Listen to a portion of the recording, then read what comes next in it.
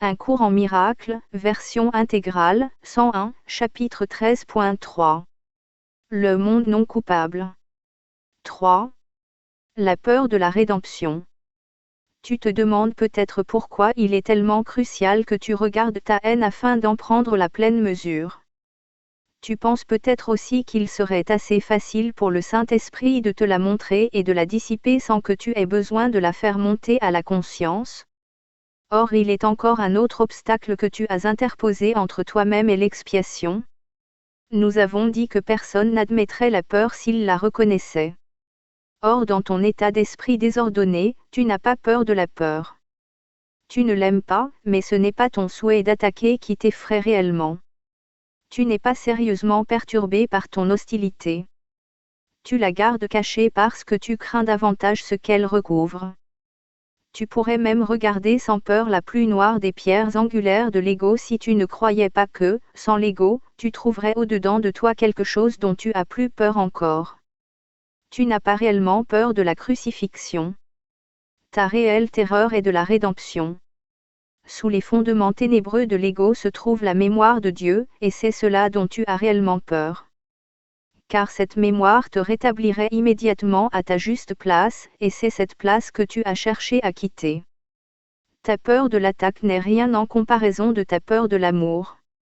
Tu serais même prêt à regarder ton souhait brutal de tuer le Fils de Dieu si tu ne croyais pas qu'il te sauve de l'amour. Car ce souhait a causé la séparation, et tu l'as protégé parce que tu ne veux pas que la séparation soit guérie. Tu te rends compte qu'en enlevant le noir nuage qui l'obscurcit, ton amour pour ton Père te pousserait à répondre à son appel et à bondir jusqu'au ciel. Tu crois que l'attaque est le salut parce qu'elle t'empêcherait de le faire? Car au plus profond de toi, plus loin que les fondements de l'ego et bien plus fort qu'ils ne le seront jamais, il y a ton amour pour Dieu, qui brûle d'un feu intense, et le sien pour toi. C'est cela, en réalité, que tu veux cacher.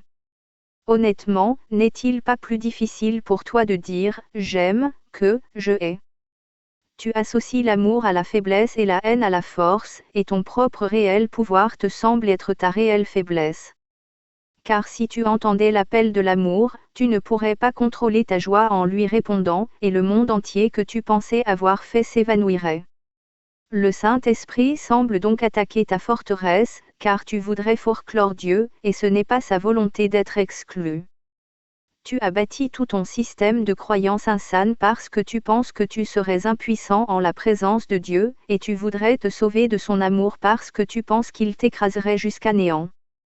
Tu as peur qu'il t'emporte loin de toi-même et te fasse tout petit, parce que tu crois que l'immensité réside dans le défi et que l'attaque est grandeur.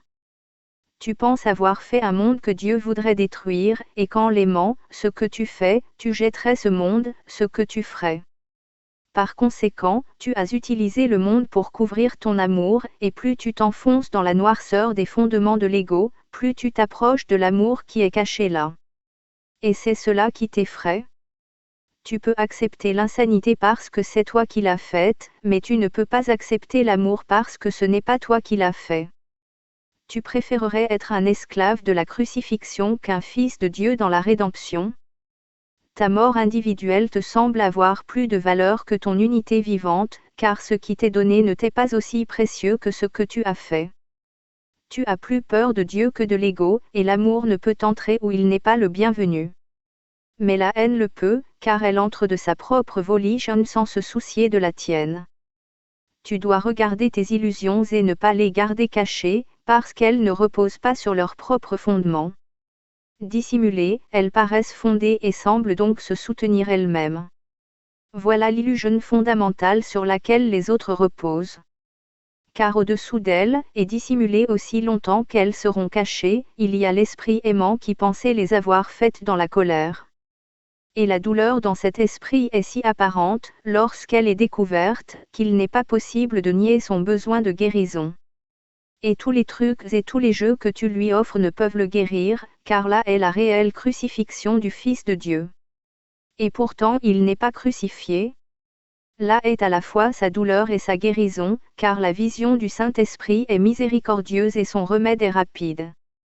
Ne cache pas tes souffrances à sa vue, mais apporte-les lui avec joie.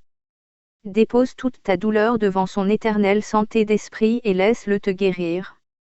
Ne laisse aucune trace de douleur cachée à sa lumière, et cherche avec soin dans ton esprit toutes les pensées que tu pourrais craindre de découvrir. Car il guérira chaque petite pensée que tu as gardée pour te blesser, la lavera de sa petitesse et la rendra à l'immensité de Dieu. Au-dessous de toute la grandiosité à laquelle tu tiens tant, se trouve ton réel appel à l'aide. Car tu appelles l'amour de ton Père comme ton Père t'appelle à lui. Dans ce lieu que tu as caché, ta seule volonté est de t'unir au Père, en te souvenant de lui avec amour. Tu trouveras ce lieu de vérité en le voyant en tes frères, car bien qu'ils puissent se tromper eux-mêmes, ils languissent comme toi après la grandeur qui est en eux. En l'apercevant tu l'accueilleras, et elle sera tienne. Car le Fils de Dieu a droit à la grandeur, et il n'est pas une illusion qui puisse le satisfaire ni le sauver de ce qu'il est. Seul son amour est réel, et seule sa réalité le contentera. Sauve-le de ses illusions pour être à même d'accepter l'immensité de ton Père dans la paix et la joie. Mais n'exempte personne de ton amour, sinon tu cacheras dans ton esprit un lieu de ténèbres où le Saint-Esprit n'est pas le bienvenu. Ainsi tu t'exempteras toi-même de son pouvoir guérisseur, car en n'offrant pas un amour total tu ne seras pas complètement guéri. La guérison doit être aussi complète que la peur, car là où il reste encore une trace de peur pour ternir sa bienvenue, l'amour ne peut entrer. Toi qui préfères la séparation à la santé d'esprit, tu ne peux pas l'obtenir dans ton esprit juste.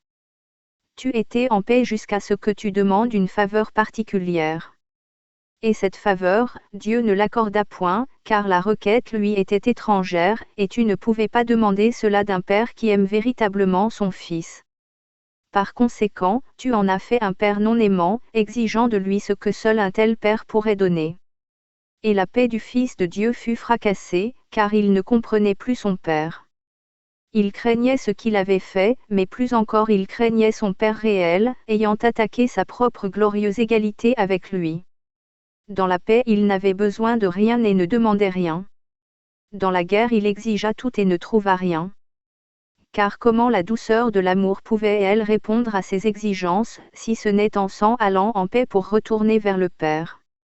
Si le Fils ne souhaitait pas demeurer en paix, il ne pouvait pas demeurer du tout. Car un esprit enténébré ne peut pas vivre dans la lumière, il doit chercher un lieu de ténèbres où il puisse croire qu'il est là où il n'est pas. Dieu n'a pas permis que cela arrive. Or tu exigeais que cela arrive et tu as donc cru qu'il en était ainsi. Distinguer, c'est rendre seul, et donc rendre esseulé. Dieu ne t'a pas fait cela. Pouvait-il te mettre à part, connaissant que ta paix réside en son unité? Il ne t'a nié que ta requête de douleur, car la souffrance n'est pas de sa création. T'ayant donné la création, il ne pouvait pas te la prendre. Il ne pouvait que répondre à ta requête insane par une saine réponse qui demeurerait avec toi dans ton insanité. C'est ce qu'il a fait. Nul ne peut faire autrement qu'abandonner l'insanité qui entend sa réponse. Car sa réponse est le point de référence au-delà des illusions, d'où tu peux regarder en arrière et voir qu'elles sont insane. Mais cherche ce lieu et tu le trouveras, car l'amour est en toi et t'y conduira.